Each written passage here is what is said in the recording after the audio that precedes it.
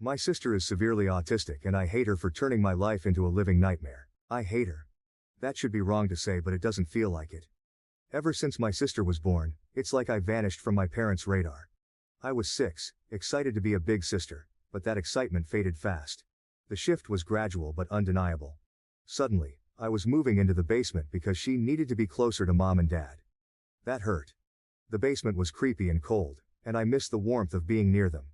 Nights down there were long and lonely. I'd hear the rest of the family upstairs and feel so cut off, like I was more of an afterthought than a daughter. Losing my toys to her was another blow. She didn't mean to break them, but it happened all the time. I remember trying to explain to my parents how it made me feel, hoping for a bit of sympathy, maybe even justice. But all I got was, "She's younger, she doesn't understand. You're the big sister, you should be more understanding." It felt so unfair. Those toys were my escape, and seeing them broken, without anyone caring enough to address it, just piled on the feeling of being invisible. The MacBook incident was the last straw. School had given it to me because I'd been doing really well, and then one day, it was just destroyed. My school was mad at me for being careless, and my parents. They just added to the blame. No one stopped to consider it wasn't actually my fault. I was furious and hurt, but mostly, I felt alone in dealing with the mess. It wasn't just about a laptop, it was about feeling like nobody had my back. Honestly, trying to balance being a sister and having a life is rough. I love my sister, sure, but it's like my parents forget I'm still a kid too. Every time she needs something, I have to drop everything. Doesn't matter if I'm studying, hanging out, or even trying to catch a break. It's like I'm on call 24/7 without even signing up for it. I couldn't remember the last time I hung out with friends without constantly checking my phone, worried I'd miss a call from home needing me to rush back. My life felt like it was on a perpetual pause, always waiting for the next crisis or the next demand for help. The day I decided to go watch the new Spider-Man movie was a big deal for me. It had been ages since I'd made plans that felt purely for my own enjoyment. My friend Jake had been talking about it for weeks, and his excitement was contagious. I needed that break, a couple of hours where I could just be a teenager, not a caretaker. So, I made a decision. I figured, just this once, I'd turn my phone off to enjoy the movie. Not worry about anything else. Just 2 hours, you know? Walking out of the theater, turning my phone back on, I felt like I was hit by a truck. Missed calls and texts everywhere. I called home immediately, the joy from the movie evaporating with each ring.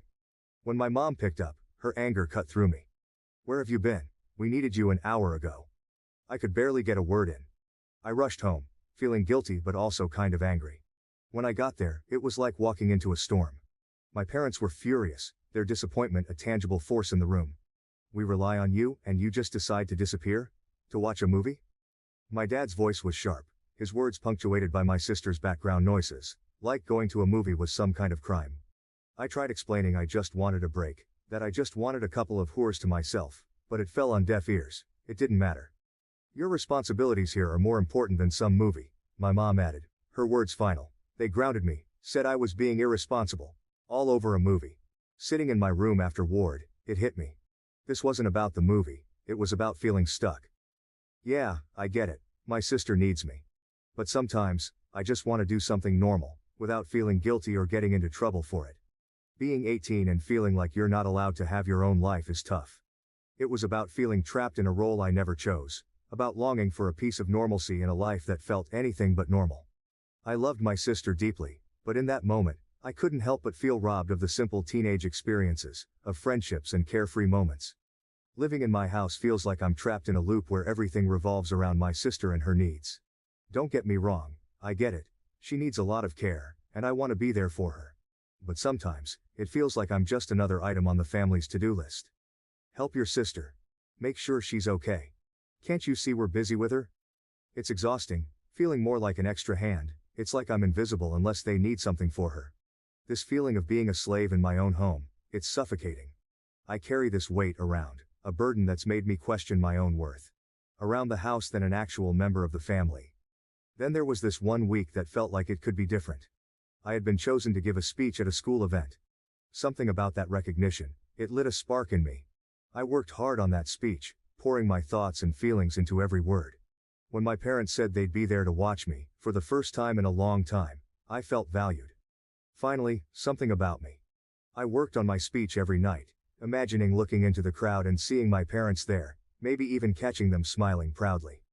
The excitement was like a beacon, a rare light in the usual dimness of my daily life. Like, maybe this time things would be different. But they weren't. They missed it because of something with my sister. Once again they blamed it on my sister. Standing there, about to start my speech, and not seeing them crushed me.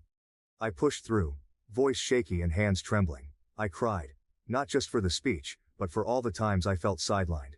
Yeah, I made it through, and people clapped, but it felt empty. The whole walk home, I couldn't stop the tears. It's not like I wanted to make a big deal about them missing the speech, but it just hit hard. It felt like a reminder that no matter what happens with me, it'll always be secondary. And walking home, all I could think was how this pattern seems like it's never going to end. Talking about colleges with my dad was something I'd been looking forward to. It started off pretty normal. I was actually excited, you know? For once, it felt like we were focusing on my future, on something that was about me. I was getting into the idea, thinking maybe college was my chance to get out and do my own thing, away from all the chaos at home. We were looking at some brochures, talking majors and campuses. It was the closest to dreaming I'd gotten in a long time. Then my dad made that joke. Something about picking a high-paying major so I'd be set to take care of my sister when they're gone. He laughed, thinking it was just a light-hearted comment, I guess. But it hit me hard. All my bottled-up feelings just exploded. I lost it. I couldn't hold it in anymore. I started crying, then yelling, telling him how unfair it was that my entire life was expected to revolve around being my sister's caretaker. It was all coming out, every bit of resentment, every moment of feeling overlooked and undervalued, trying to make him see how much I've had to give up, how everything always circles back to what my sister needs. But they didn't get it. My parents just stood there, staring at me like I was speaking another language, watching me lose it. No comfort, no apologies, nothing. Their faces were so cold, so detached. It was like they couldn't understand why I was so upset over a joke. That's when I realized they weren't going to hear me out. I ran to my room, slammed the door, and I've been here ever since. And here's the thing. I've been in there for hours, and they haven't even bothered to check on me. Not a knock, not a word. Nothing. It's like my outburst didn't matter to them. It's so lonely sitting here, knowing that even this, me being this upset, isn't enough to get them to see how much I'm hurting. It's like I'm trapped in this role they've set for me, and my feelings about it don't matter at all. Am I wrong for wanting more than this? For wanting to be seen as more than just a future caretaker for my sister? It just feels like no matter what I do, it's like my life doesn't matter. I am nothing to them. Nothing more than just an insurance for my sister after they are gone. After hours turned into a day, and then another, with no word from my parents, something in me clicked. I couldn't shake off the feeling that something had to change. It wasn't just about getting away for a bit. It was about needing some space to figure out my own stuff without always being pulled back into the same old situation. I thought of the one person who'd always seemed to get it. Grandpa. Without making a big plan, I just packed some essentials into a backpack one night and left. I texted him I was coming over, half expecting him to talk me out of it or to call my parents. But he didn't. He just texted back, "Doors open." Staying with Grandpa has been eye-opening. It's not like every moment has been some deep heart-to-heart, but it's just calm here. He lets me be. We've talked about college, about what I might want to do, and it's the first time in a while I've been able to think about my future without feeling guilty or stressed. He's been supportive, encouraging me to think about what I want, not what I feel obligated to do.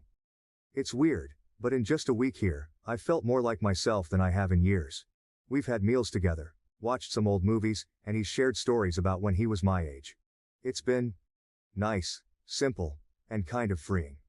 I've even started researching colleges again, this time looking at programs I'm actually interested in, not just ones that might make enough money to take care of my sister in the future. Being with Grandpa has given me a glimpse of what that might look like, and it's something I want to hold on to. Wow, thank you for all the support and love that you guys have given me. I never expected this post to reach the popularity it did. Thank you all. After thinking about it for these past few hours, you are right that I don't despise my sister. It's not her fault that she was born the way she is. My parents came to talk to me a while after my breakdown, but I was unable to bring myself to talk to them and only cried and asked them to leave. They have made arrangements with my grandfather for me to stay with him for the time being. My parents want to talk to me, but we have decided it's best I leave for now to have some space and time to collect myself. We will be sitting down and talking later this week about this issue. Thank you all again for the love and support through this.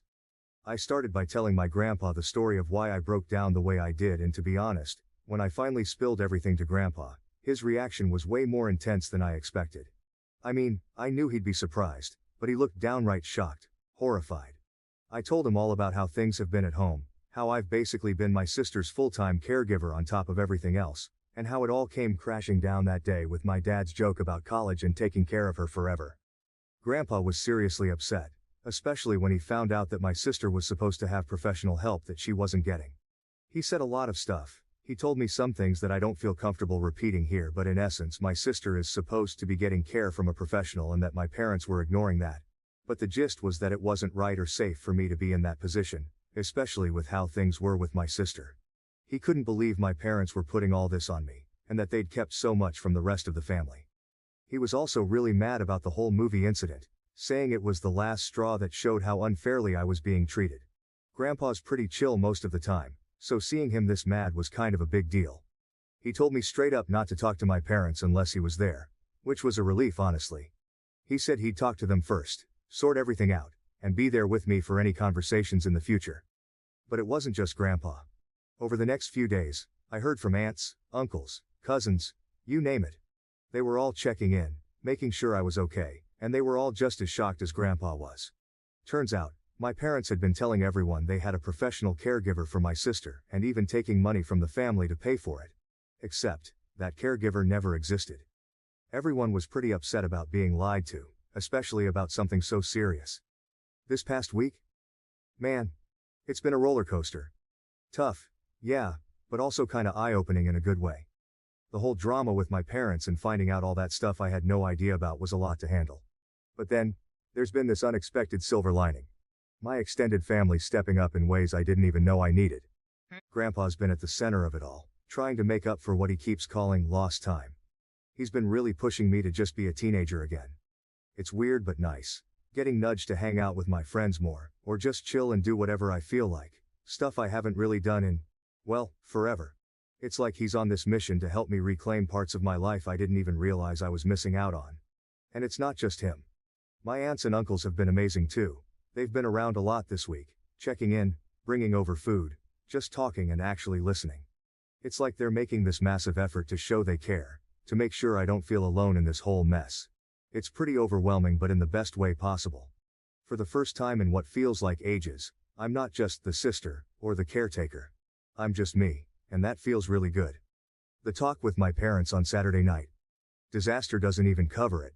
I went in hoping maybe, just maybe, we could start fixing things. Instead, it fell apart even more. They actually admitted to a bunch of stuff so messed up I can't even bring myself to type it out here. But the kicker? Not a single sorry came out of their mouths. Instead they doubled down, saying I was pretty much born to be my sister's caretaker. Yeah, my dad actually said that, like my whole purpose was just about taking care of her. I couldn't keep it together. All the stuff I'd found out, all the support I'd been getting from the rest of the family, it all just bubbled up. I called them out on everything, the lies about the caretaker, the money they were supposedly spending on it but actually weren't, all of it. But they just dodged and made excuses. By the end of the talk, things were even worse than before. It felt like hitting a brick wall, trying to get through to them. I'd gone into that conversation with a sliver of hope that we could mend things, but I walked out feeling like that chance was completely torched. So, after that disaster talk with my parents, I made up my mind. I'm done. Had a long chat with Grandpa and my uncle last night, and we all agreed it's best if I don't go back. Today's the day I'm officially moving out to live with Grandpa. It feels weird, you know, making this huge change, but it also feels right. Like, I finally have some control over my life again. I've also decided I'm leaving the state for college once I'm done with high school. Just the thought of starting fresh somewhere new is kind of thrilling. My aunt, she's been incredible through all this. She told me she's going to start sending the money directly to me, the money she used to give to my dad for my sister's care. Guess it's going to be my college fund now. My parents? They've called a couple of times since that night, but if you're thinking they called to say sorry or that they missed me, nah. They just wanted to know when I was planning to come back home. It's like they're not even trying to understand why I had to leave. I know this is going to be a huge change, and honestly, I'm kind of scared. But at the same time, I feel this weight lifting off me. I'm finally making decisions for myself, and there's something really freeing about that. Today's just the start of something new, I guess. Deciding not to go back to my parents was tough, not gonna lie. There's this uneasy feeling sitting in my stomach, but deep down, I think it'll fade with time. The support I've been getting from the rest of my family has been unreal. It's weird. Even though I've made this big decision, feeling all their love and support makes the whole situation a bit easier to handle. But yeah, the harsh truth? I've pretty much lost my parents through all this. That realization hits hard. It's a lot to process, and sometimes I catch myself wishing things could have been different. But through all the mess, I've come to see something really important. I don't hate my sister. That anger I thought I felt towards her was misplaced. She's not the one to blame for how our parents chose to handle things. I love her, more than I can say, and hating her for something she had no control over was wrong on so many levels.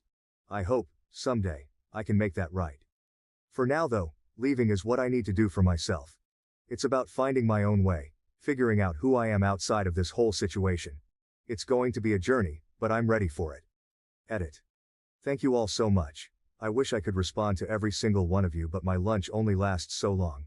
I'll update tonight how the move out went, but until then, thank you all. I want to say that your support has been amazing, and your kindness means more to me than anyone could ever imagine. Moving out was surreal. Grandpa and my uncle were with me every step of the way, helping me pack up my life into boxes and bags. Everything that meant something to me, we took. Make sure to grab all the important stuff like my birth certificate and social security card. It felt weirdly official, like I was collecting pieces of my old life to start a new one. My parents? They were pretty much silent the whole time. Dad took off with my sister not long after I got there, leaving just my mom to watch us pack. She didn't say much, just hovered in the background. It was awkward, tense even. But then, as we were about to leave, she finally broke down. She said she loved me, that she'd miss me. After days of silence, those words hit differently. I hugged her, said goodbye. It was one of the hardest things I've ever done. Sitting in my new room at Grandpa's house, I keep replaying that moment. Did she mean what she said? After everything, it's hard to know for sure. But I want to believe she did. Right now, all I can do is focus on what's ahead. Maybe, with time, my parents and I can find a way back to each other. I'm